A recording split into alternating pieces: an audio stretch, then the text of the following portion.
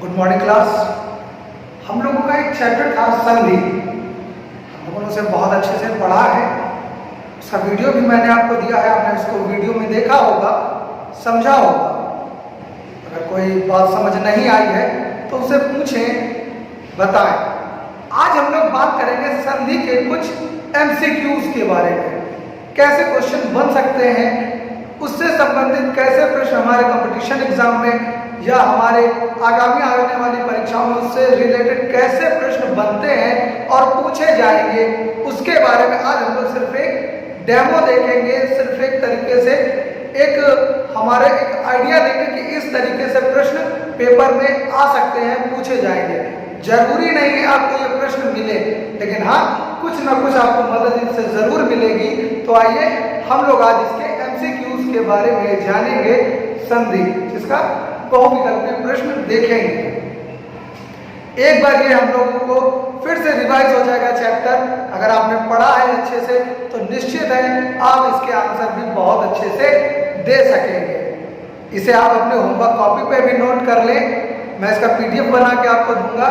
इसे आप हिंदी व्याकरण की जो कॉपी है उस पर आप नोट कर लें और याद कर लें। आपको बहुत ही ज्यादा हेल्पफुल होगा एग्जाम के टाइम पे। आइए देखते हैं पहला क्वेश्चन क्या है। संधि में होता है, पहला प्रश्न है संधि में होता है क्या। देख लेते हैं विकल्प। वर्णों का मेल, शब्दों का मेल, वाक्यों का मेल, कोई नहीं। इन चार विकल्पों में कोई नहीं। तो आपका सही आंसर होगा, सही आंसर देंगे आप वर्णों का मेल। सही आंसर है हमारा वर्णों का मेल। अगला देखेंगे, संधि का अर्थ है। संधि का क्या अर्थ होता है देखते हैं। मेल होना, अलग होना, लोप हो जाना, उपर्युक्त सभी। या तो इनमें से कोई एक सही होगा या फिर चारों। तो आप जानते हैं कि दो वर्णों के मेल होता है संधि में। संधि में क्या होता है? दो वर्णों का मेल। संधि का अर्थ है मेल होना, मित्रता, मेल। अगला देखेंगे, संधि विच्छेद में क्या होता है। आप जानते हैं संधि विच्छेद में क्या होता है। वाक्यों में संधि विच्छेद होता है, वाक्यों में, शब्दों में, वर्णों में या पद में। तो आप जानते हैं वर्णों में संधि होती है, शब्दों में नहीं, वर्णों में। अगला देखेंगे, संधि विच्छेद में क्या किया जाता है। जब हम किसी शब्द की संधि विच्छेद करते हैं तो उसमें क्या करते हैं, आइए देखते हैं। पदों को अलग करते हैं, शब्दों को अलग करते हैं, वाक्य को अलग करते हैं या वर्ण को अलग करते हैं। तो सही ऑप्शन आपका वर्ण को अलग करते हैं, वर्ण को अलग करते हैं। अगला देखेंगे, संधि के कितने भेद होते हैं। संधि के दो भेद हैं, चार हैं, तीन भेद हैं या पांच हैं। आपको पता है कि संधि के तीन भेद हैं, स्वर्ग संधि, व्यंजन संधि और विसर्ग संधि। तो 3 वाला ऑप्शन सही होगा। स्वर संधि के कितने भेद होते हैं। अगला प्रश्न है हमारा, स्वर संधि के कितने भेद होते हैं। तो आपने पढ़ी है स्वर संधि, मैंने आपको बताई है, लास्ट में चार्ट के रूप में भी बताई है।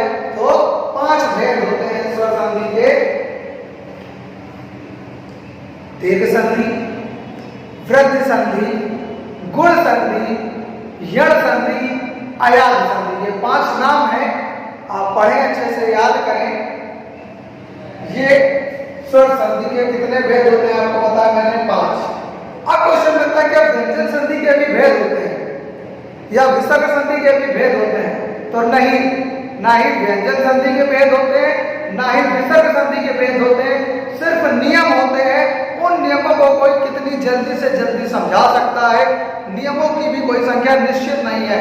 कोई 15 नियम बना सकता है, 18 नियम बना सकता है और कोई सिर्फ 11 नियमों में भी उन संधियों को समझा सकता है। तो उस व्यक्ति पर निर्भर करता है उसके नियमों की संख्या कितनी होगी। लेकिन भेद नहीं होता ना ही स्वर संधि का और ना ही व्यंजन संधि का। आगे के क्वेश्चन देखेंगे। एक ही जाति के स्वरों के निकट आने पर उनके मेल से उसी जाति का दीर्घ स्वर किस संधि में बनता है। आपसे प्रश्न करने के उसके अलग अलग तरीके हो सकते हैं, ठीक है। हो सकता है वो पूछ ले कि एक ही जाति स्वर का उसी जाति में दीर्घ स्वर में बदल जाना यह किस संधि का उदाहरण है, ठीक है। क्वेश्चन किसी भी तरीके से आपसे पूछा जा सकता है, लेकिन आपको अगर परिभाषा अच्छी तरह से याद है तो निश्चित है आप उसका सटीक आंसर देखकर जरूर बता देंगे। क्वेश्चन समझेंगे एक बार। एक ही जाति के यदि आ है और आगे दीर्घ संधि का है ये उदाहरण। यदि आ है धन फिर ह्रस्व आ है, दीर्घा ह्रस्व आ दोनों मिलकर दीर्घा, ह्रस्व आ पहले है धन, दीर्घ आ बाद में है, तो ये दोनों मिलकर भी दीर्घ आ बन जाएंगे जब उनमें हम संधि कराएंगे। देख लें, एक ही जाति के स्वरों के निकट आने पर उनके मेल से उसी जाति का दीर्घ स्वर किस संधि में बनता है। विकल्प देखेंगे, गुण संधि, यह संधि, वृद्धि संधि या दीर्घ संधि।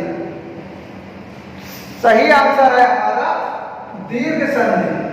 अगला देखेंगे, यदि अगर आपको परिभाषा याद है तो तुरंत आप आंसर देंगे इसका।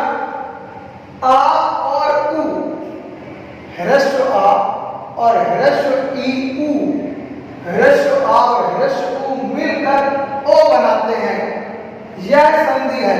यह क्वेश्चन ऐसे भी पूछा जा सकता है कि अ और उ मिलकर ओ बनाते हैं, यह कौन सी संधि होगी। तो देख लें इसका आंसर गुण संधि होगी। आ उ मिलकर और गुण संधि में बनाते हैं, एक परिभाषा भी है। अगला देखेंगे, यदि दीर्घ आ और ए, आ और ए मिलकर ए हो जाते हैं तो यह कौन सी संधि होगी। आ और ए मिलकर ए हो गए, यह हमारा बनेगा वृद्धि संधि का उदाहरण है परिभाषा के अकॉर्डिंग। यदि ह्रस्व या दीर्घ ई या ई, उ या उ या री के बाद कोई भी स्वर आ जाए, ई के बाद आ जाए या उ के बाद आ जाए या री के बाद आ जाए, तो देखो लिखा कि कोई भिन्न स्वर आ जाए तो कोई भी स्वर आ जाए, आ ई उ ए, तो उनके मेल से ई और आ मिलके या, उ और आ मिलके वा, री और आ मिलकर अर हो जाता है, तो यह कौन सी संधि होगी। तो इसमें या फिर आपसे क्वेश्चन कर सकता है कि ह्रस्व दीर्घ या दीर्घ ई उ री के बाद यदि कोई स्वर आ जाता है और उनका उच्चारण दोनों के संधि करने पर उनका उच्चारण आ हो जाता है, अर हो जाता है, तो यह कौन सी संधि होगी। आप अगर परिभाषा याद रखें संधि की तो वहां पर यह संधि हो जाएगा। अगला विकल्प देखें क्वेश्चन, ओ धन आ, ओ और आ मिलकर आ हो गए, यह किस संधि में होता है। परिभाषा याद होगी तो निश्चित आप बताएंगे कि अयान संधि का उदाहरण है। आगे के देखेंगे क्वेश्चन,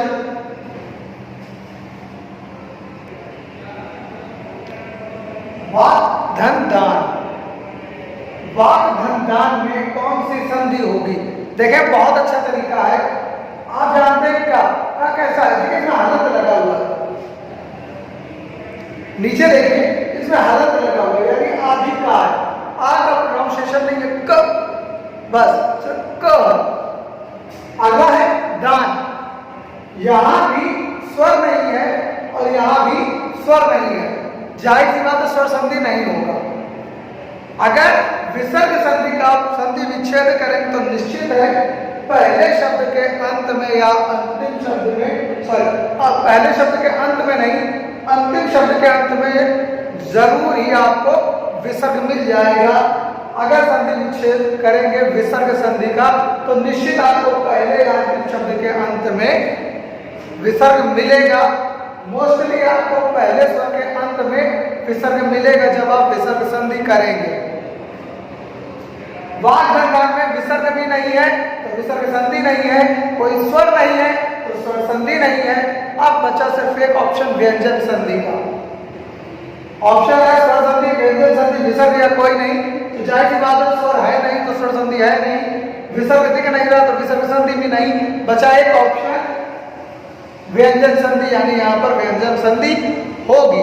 अगला देखेंगे निस्तेज में कौन सी संधि है। निस्तेज, जब आप इसका संधि विच्छेद करेंगे देख लें, निह धन तेज, निस्तेज का जब संधि विच्छेद करेंगे तो निह धन तेज इस तरीके से होता है। यहां पर हम जब संधि विच्छेद कर रहे हैं तो हमें दिख रहा है विसर्ग लगा है, विसर्ग लगा है तो कौन सी संधि होगी, बिल्कुल सही बता रहे हैं, विसर्ग लगा है तो यहां पर विसर्ग संधि हो जाएगी।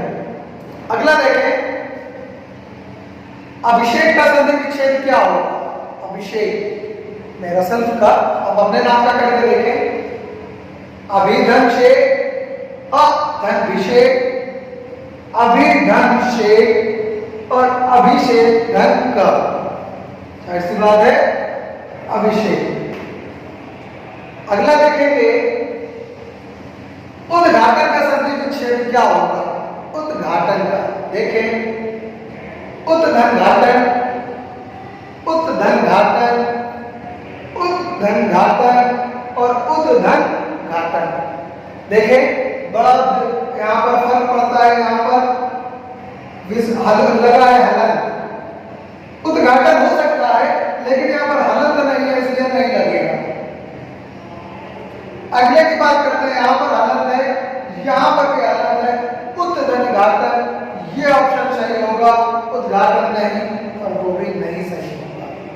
अगला देखेंगे हम सत धन मार्ग में संधि करो। सत धन मार्ग देखते हैं क्या होगा। सन्मार्ग, सतमार्ग, सपमार्ग या कोई नहीं, तो जाहिर बात है यहाँ पर हलंत लगा है यानी तादी है, इनमें किसी में हलंत ही नहीं है तो इनमें से कोई ऑप्शन सही नहीं होगा। ये आ जाता है यहाँ पर आदि ना है, ये ऑप्शन सही हो जाएगा सन्मार्ग। अगर आपको संधि कठिन लगती है तो ये सिर्फ आपके मन का वहम है। जिस दिन आपने पुस्तक खोल के बैठ गए, संधि को अच्छे से रीड कर लिया, दिए हुए चार्ट को, बताए हुए निर्देशों का अगर आपने अच्छी तरीके से गहन अध्ययन कर लिया तो निश्चित है आपको संधि याद करने से, संधि समझने से कोई नहीं रोक सकता। आपके मन के वहम दूर करें, पूछें, बताएं, सीखें ज्यादा से ज्यादा। ये संधियां आप जब आगे परीक्षाएं देंगे, कंपटीशन एग्जाम में बहुत ज्यादा पूछी जाती हैं। सीखें, नहीं समझ में आता तो पूछें। इतने ही एमसीक्यू थे मेरे पास जो हम आपको जल्दी जल्दी बना सके। इससे और भी क्वेश्चन बन सकते हैं, संधि से और भी कई तरीके से पूछे जा सकते हैं। आप पढ़ें, डेफिनेशंस याद करें, किस अक्षर से कौन अक्षर में परिवर्तन हो जाता है वो याद करें। नहीं समझ में आए तो पूछें जरूर, और स्वतः भी प्रश्न बनाने का कोशिश करें। Thank you.